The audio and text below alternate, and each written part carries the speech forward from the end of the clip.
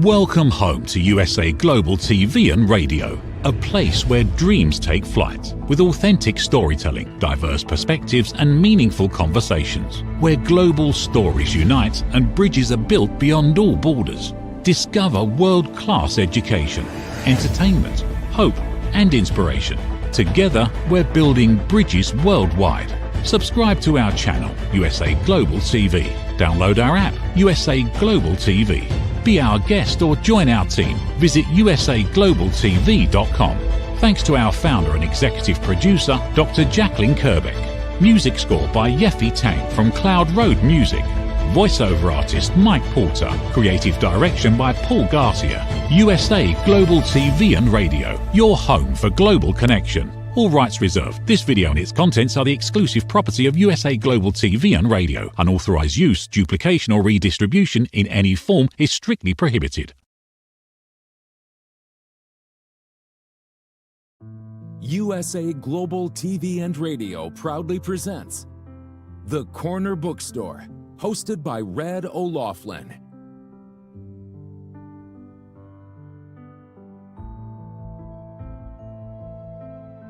Step into a world where every story inspires. These pages come to life through the voices of authors from around the globe.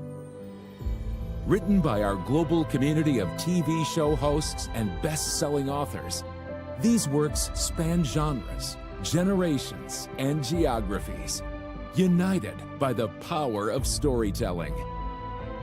Discover your next favorite book and meet the minds behind the work.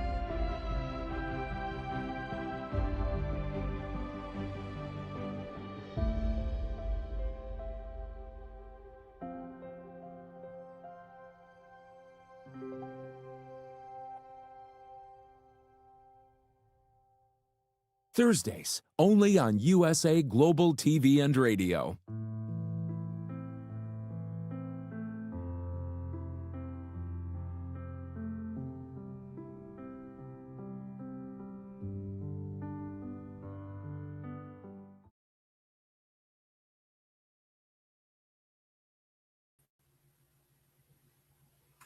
Howdy, y'all. Red O'Loughlin here. We're on the Corner Bookstore on the USA Global TV and Radio Network. This is the beginning of 3 shows back to back to back today on the USA Global TV and Radio Network. And when I'm not doing TV shows, I research the human body at the cellular level, chemically speaking, biologically speaking. I look for cause and effect relationships. I look at if you're going to treat a problem, you need to really treat the cause, not just the symptom. So I try to focus on what you can do to help yourself and also be aware of what you can do to make things worsen.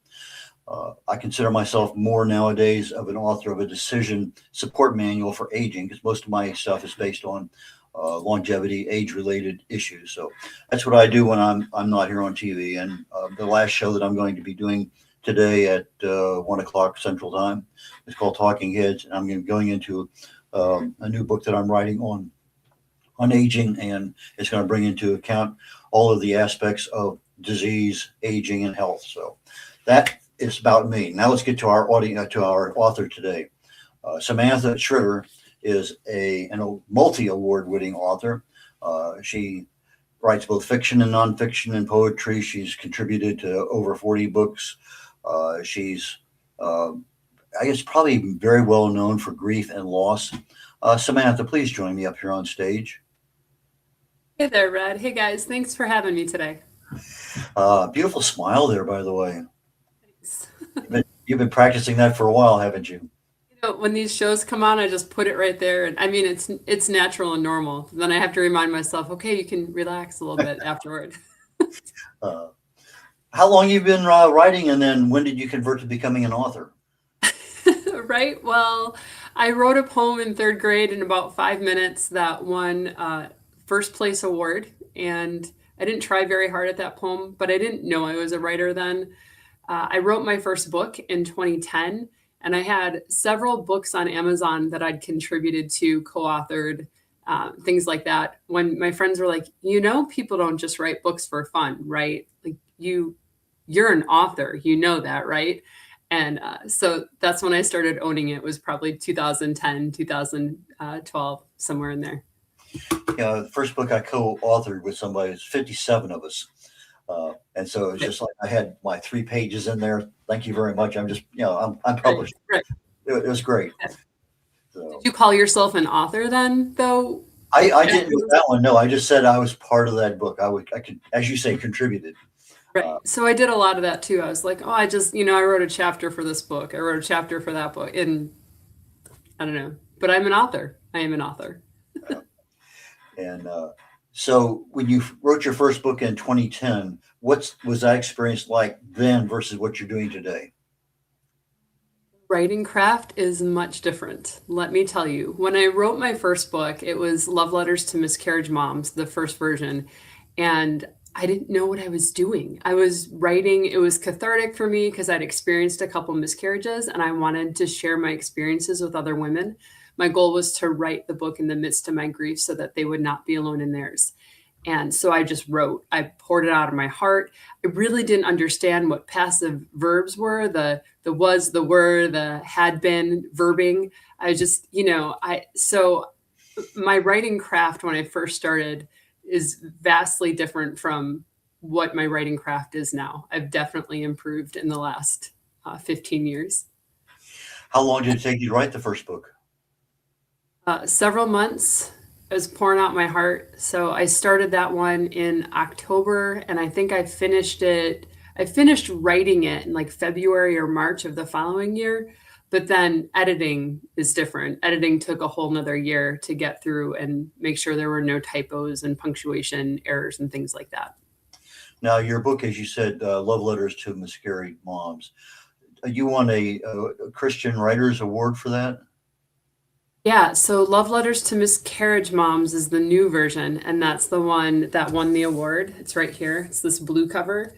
And we added a bunch of stuff with the new version that came out. It was because someone picked it up in 2022, a publisher did.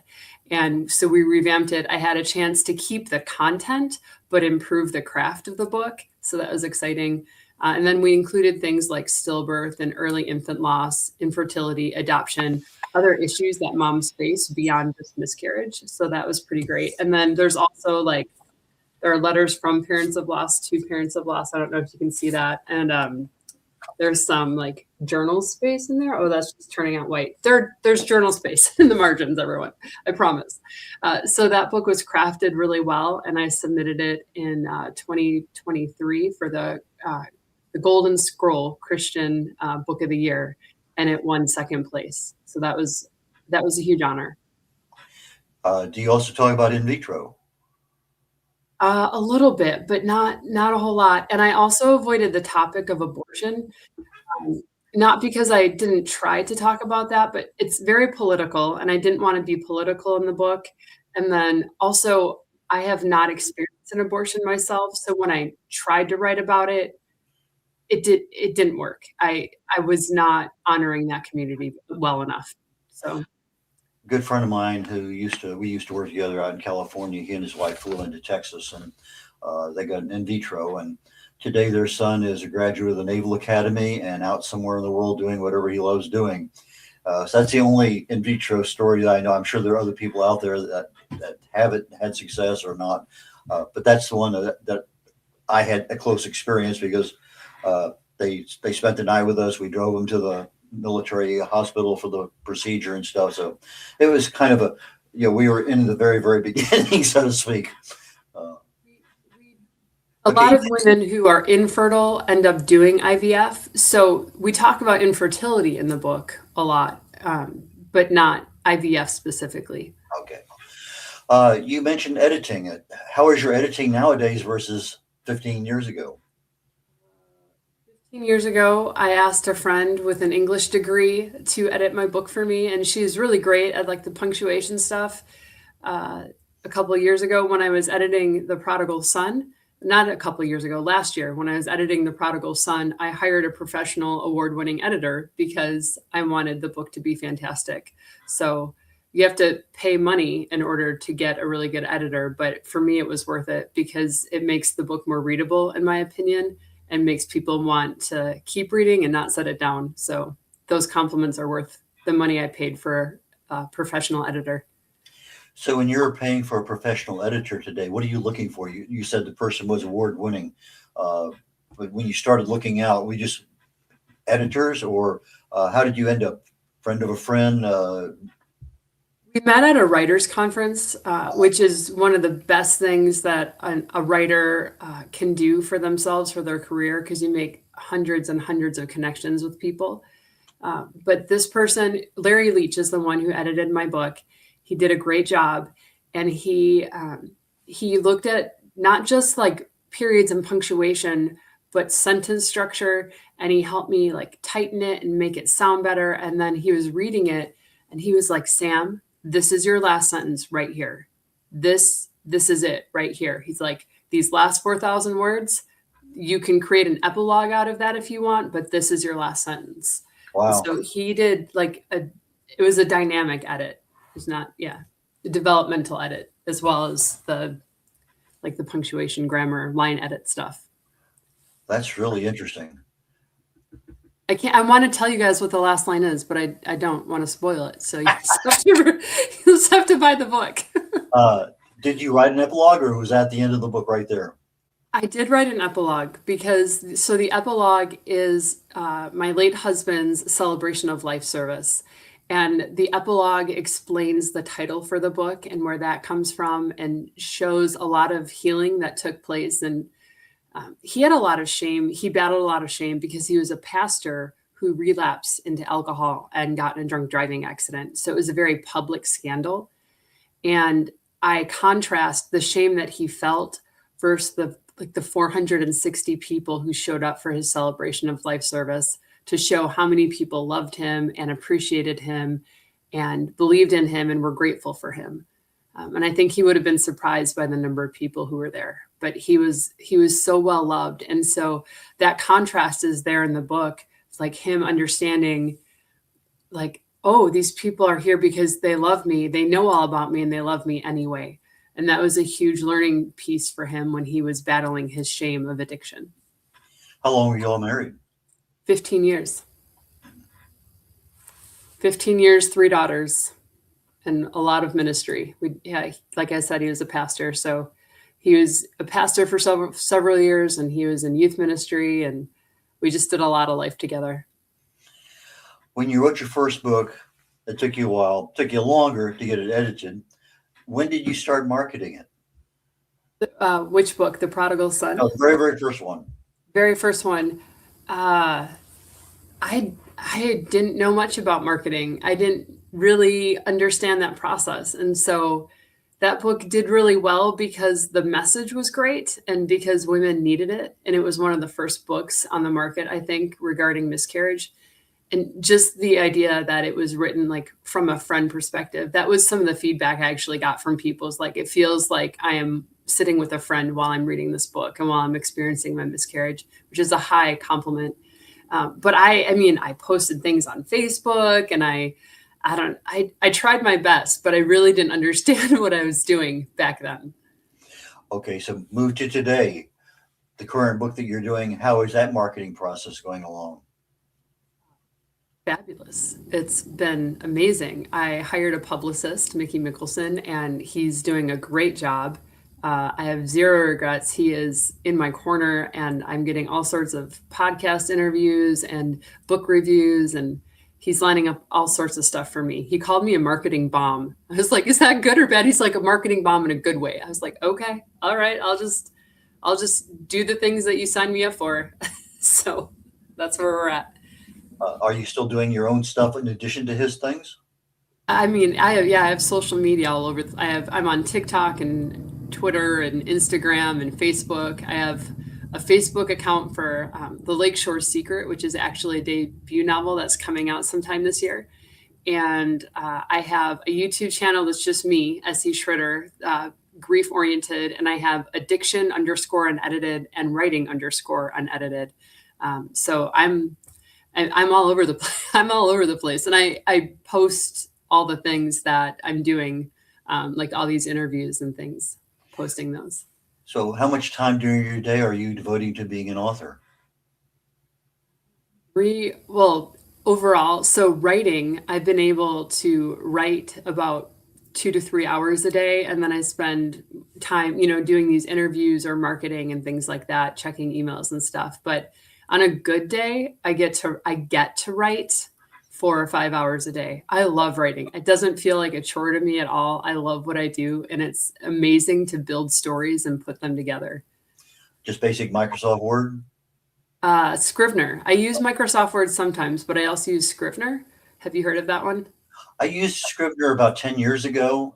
I was beginning author, had a book or two at that time, and I found it of use primarily for being able to convert the book from one format to another. Particularly at that point in time, they wanted a specific kind of format for ebooks and whatever. And so I used it, not necessarily so much because I write nonfiction. I didn't have a need for locations and characters and a lot of other things so I wasn't really using as much of the power of that particular software that a fiction writer might, or a novelist or somebody else that has a much more involved, but I did use it for maybe about 3 years. I love the program. I've figured out a lot of different features it has that I appreciate. Even with Prodigal Son, I started it in there because you have that whole chapter list on the side. So then if you're looking for content that you need to edit, you can just click on the chapter and go to that space instead of having to scroll and scroll and scroll, which felt really great. And then I love the target word count. You get to plug in how many words you want a chapter to be, and it shows you how close you are. And then being able to write notes and stuff. So I love Scrivener. It's a lot of fun for me to use. Yeah, a little difficult to transition and be decent at it, I found. But again, after about a year, I could go in and have some comfort level, but I was never really comfortable. Some people it doesn't work for everyone, and that is okay. You have to find what works for you and double down on that part. So, and I think I had a MacBook Pro or something. I had both Mac and I had the other. So I had both kinds of systems going, and that sometimes was confusing too. And one would allow it, one wouldn't allow it. I just decided, okay, everything's going to Microsoft Word. I tried to use Mac because I have an iPhone, and I couldn't convert. I've been on a PC for way too long with Windows. I was like, nope, we're just going to stay here.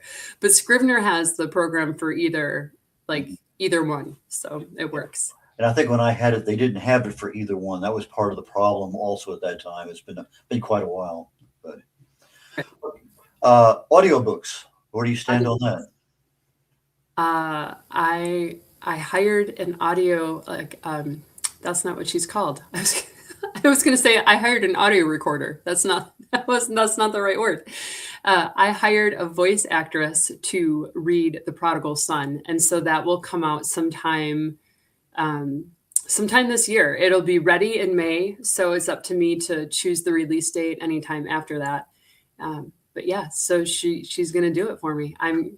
There are a lot of people who read books while they're driving or cleaning the kitchen or doing laundry. And so I really want, especially The Prodigal Son, because it's such a powerful story, I want that to be accessible to as many people as possible. Okay, we're coming up on a break here shortly. A real quick question. Do you use AI very much in your writing? Not for writing. Writing is all me. I'll use it for images or help me write the description for my YouTube video link, things like that. But I do not use it in the writing process itself. Okay. When we come back from the break, which is literally here, I want to talk about, are you planning any books in foreign languages? So I'll let that kind of resonate with you for a few minutes, and we'll be back here very, very shortly.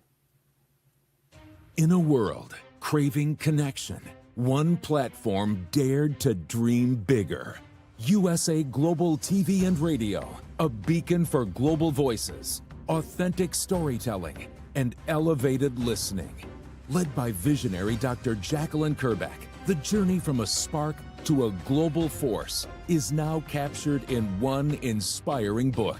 Honored with YouTube's Silver Creator Award for surpassing 100,000 subscribers. Discover the evolution, the challenges, the triumphs, and the unstoppable spirit that created a global movement. Executive producer Dr. Jacqueline Kerbeck. Music score by Yeffy Tang. Creative director Paul Garcia. This video and its contents are the exclusive property of USA Global TV and Radio. Unauthorized use, duplication, or redistribution in any form is strictly prohibited. Now an Amazon #1 new release in paperback and ebook. Broadcasting Brilliance, the evolution of USA Global TV and Radio, is inspiring readers around the world. Join the movement that's redefining global media one story at a time.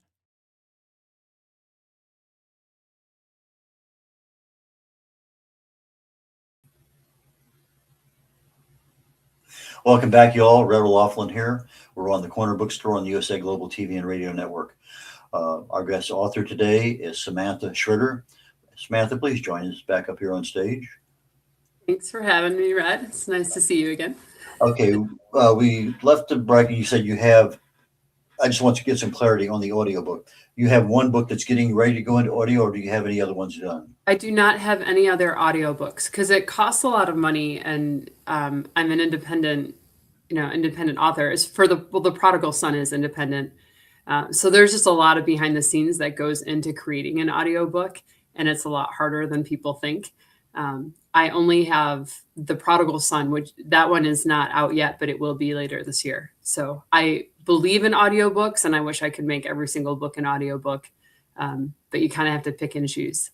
At least I do. I noticed in the last 3 months before Christmas that KDP Amazon now has an option on your author account to use AI for an audiobook. I know you said you didn't want that, but this is not creating the intellectual property. This is actually, if you wanted to have a female with an Irish accent or whatever, it kind of fits into wherever it is. And I think that particular part of AI is actually becoming very, very popular. In fact, I know some of the software out there now, you just tell it a story and it creates a movie. It doesn't even just give you a book. So I think the advances in AI are pretty exciting, but I have not taken advantage of it yet. It's something I'm still looking at, but I'm probably going to convert some of my books, just at least one or two, just to see what's the quality, what kind of marketing I can do with it, et cetera. But that's just something I'm going to do. What they do with the AI audio is amazing. I actually downloaded a program and I was getting ready to work with it. Basically, you just cut and paste, and then the AI person reads your content for you, which is outstanding. However, when I had a couple of readers listen to it, they weren't really impressed. Like, it was great, but they could also hear where a human would make a different, like put the inflection in a different place. So I think the AI, like those readers, are a phenomenal option. It's obvious it's going to be a lot less money, but nothing will beat the real thing either. So you kind of have to. I've also heard of authors reading their own books and doing it that way. That was my original plan way back when. I did a CD on my first book, but I haven't done any of that since. Now, you absolutely are correct on the inflections and everything. But I noticed that some of the professional readers that you listen to, and they have millions of sales on whatever book it is, they may be able to do a half a dozen to a dozen German or French accents, to just switch off within the same genre of French. You have and I am bewildered that they had the ability to do that. Yeah, I was going to read it myself, and again, this came from a writers conference connection. She was like, here, tell me about your project. Let's see if we can work together on this. And so we did. We are working on it together, which is fabulous. I'm excited. Getting back to the pre-break, I said, let's talk about foreign languages. Do you have any intention of putting your books into foreign languages? Down the line, I would love to do that. It's not something that you just want to take the text and like throw it into Google Translate and say, okay, I'm done. I finished it. Because there are a lot of colloquial things that people say that don't translate word for word. Like for instance, in Spanish, we say, "Oh, stop pulling my leg," but the Spanish version of that is "Don't take my hair." It's the same thing, but it's different. And so I would be afraid to offend people or like get the wording wrong if I just, hit Google Translate and tried to do it myself. So I would actually find someone who speaks that language and pay them to translate it line by line. Several years ago, I had connections on LinkedIn with a couple of the translators in various places, and they charge more than an arm and a leg and a piece of hair. I'll tell you that. Mhm. And now I noticed here last year that Fiverr.com, which I use a lot for my clients, I publish books. I use a lot of that for their covers.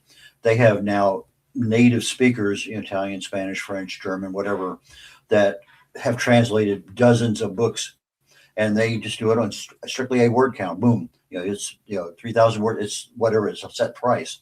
And Right. And then you know how much it's going to be, which is fantastic. You know Right. exactly what it's going to be in advance. And I said, whoa, that, and the price is reasonable. It's not way far out there. I mean, it's something, I could get that into a budget without too much problem. And so that's in the back of my mind to start looking at that down the road, because it's something that I want to do.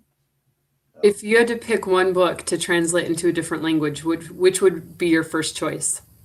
Well, right now I'm concentrating on a particular book of mine called the total blank. Joy of Ageless Health. Okay. And I would probably do that one initially in Chinese. Oh, okay. Why Chinese? Because it's a much bigger audience and they have a much closer affinity to health. And the word joy there's certain words that kind of connect.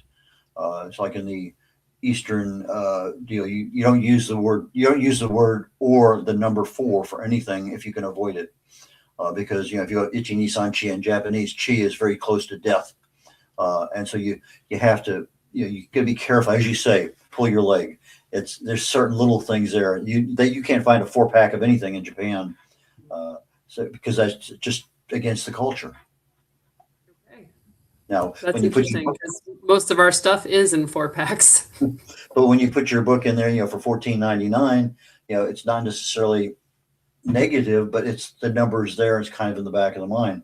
I tried it at $17.88 because 7s and 8s are very good numbers, for an Asian culture, because there's a lot of goodness associated with those things. So, but again, that's a different animal entirely, because of what I write in is literally almost all longevity, age-related stuff. Research is important because one of the things I'm learning about the writing world and the publishing industry is that you don't know what you don't know. My first writers conference, I went in there knowing that Love Letters to Miscarriage Moms was going to be an award-winning book, a bestseller, and make the New York Times right away. And I learned a lot when I sat down across from the editors and the publishers.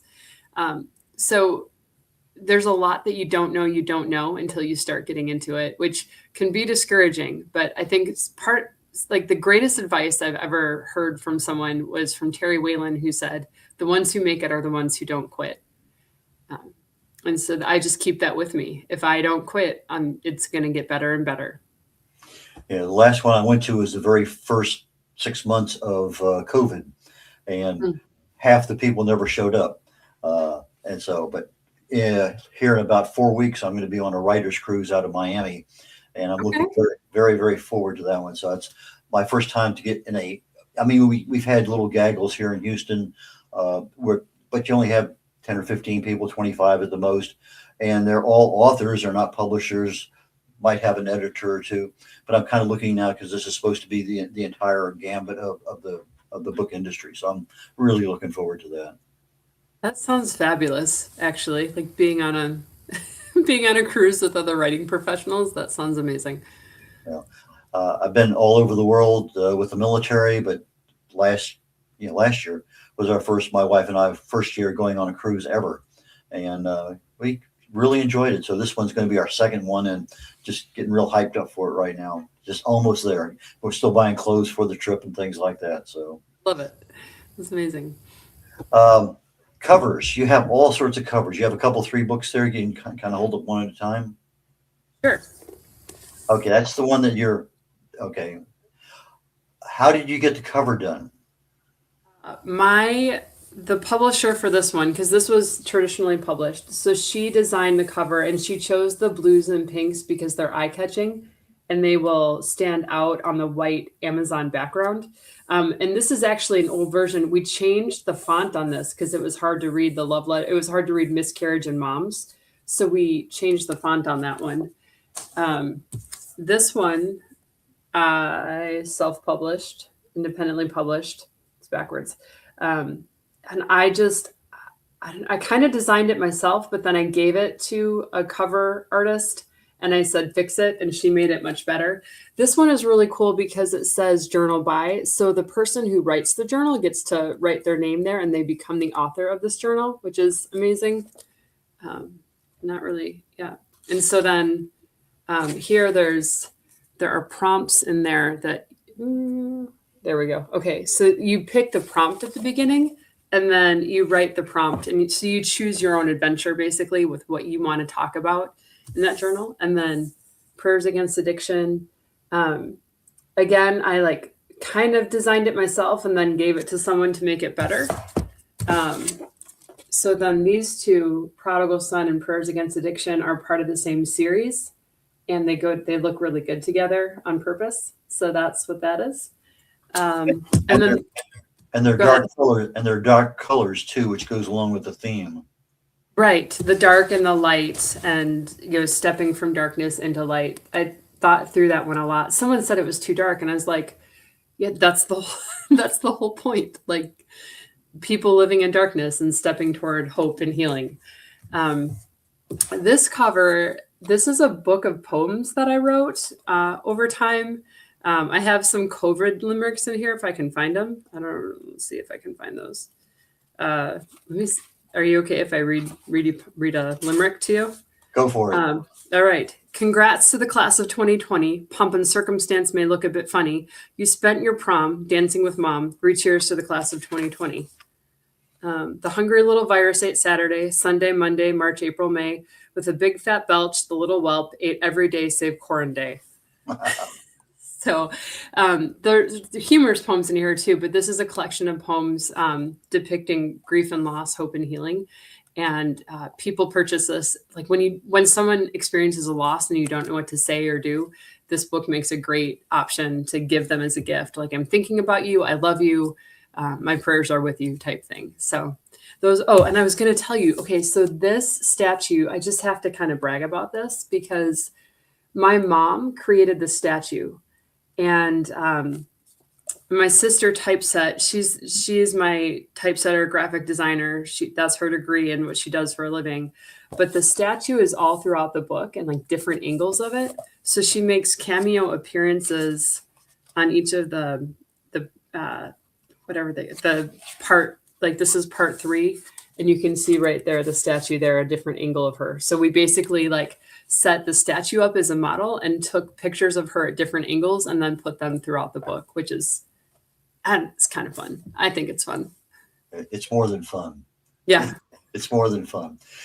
You have a young YA fantasy, young adult fantasy series, Athenian Chronicles or something.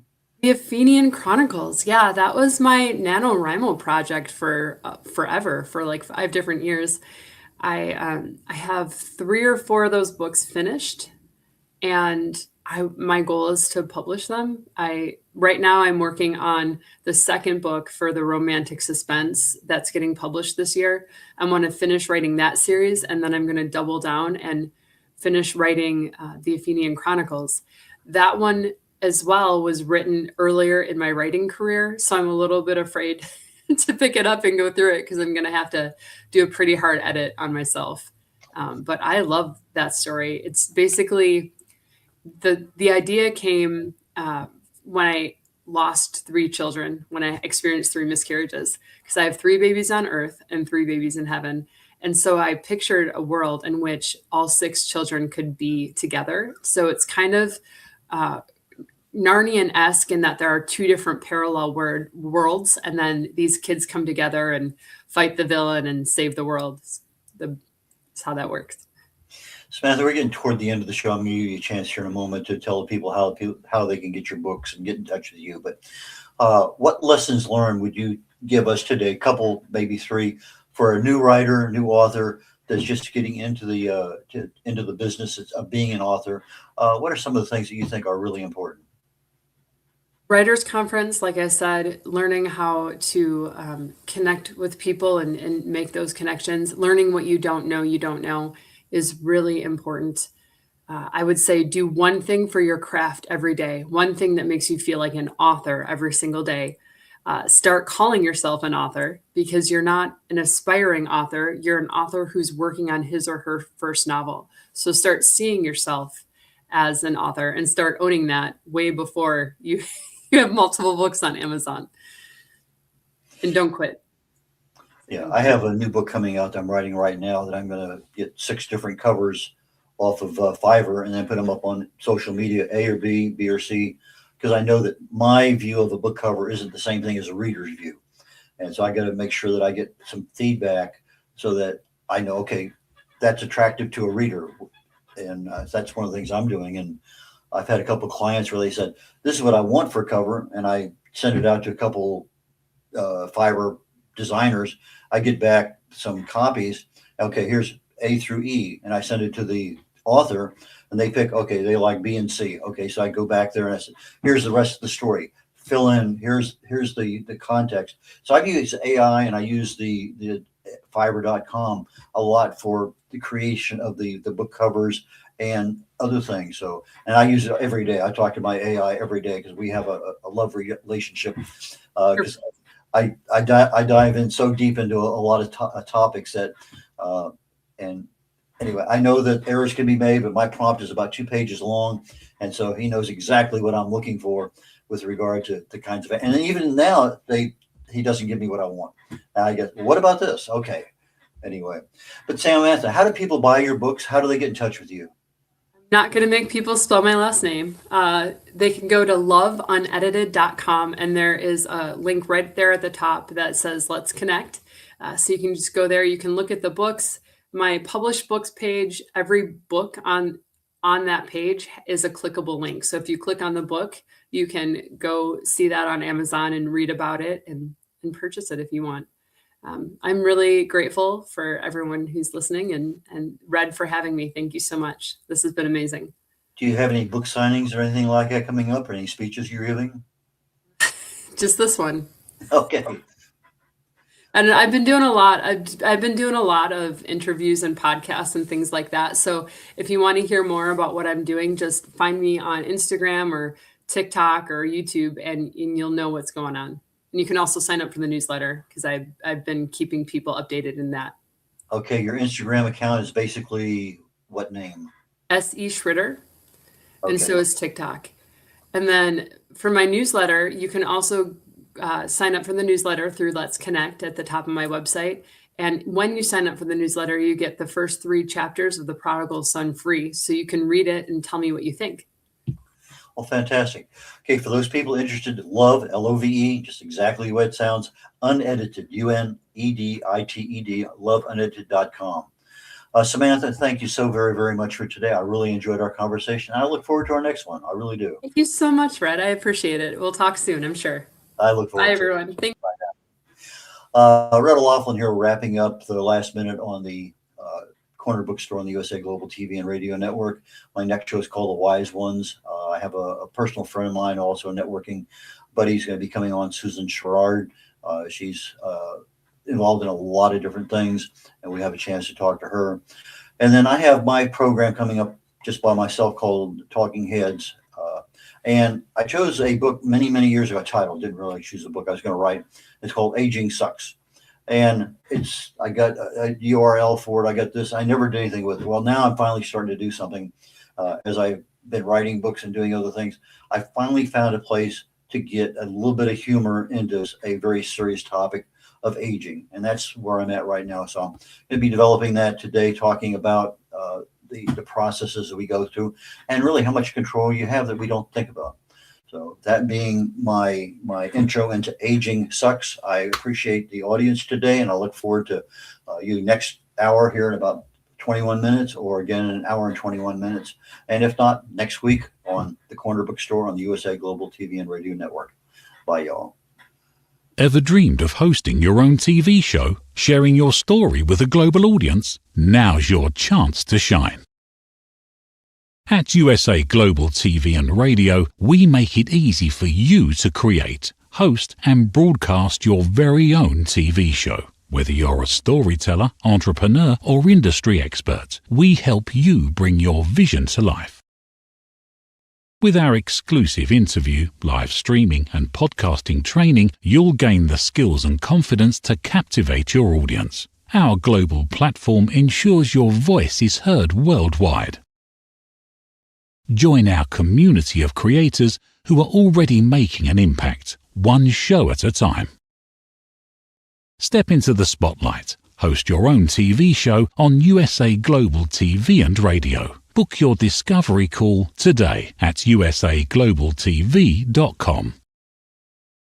Copyright 2025 USA Global TV and Radio. All rights reserved. Terms and conditions apply. To learn more, visit usaglobaltv.com.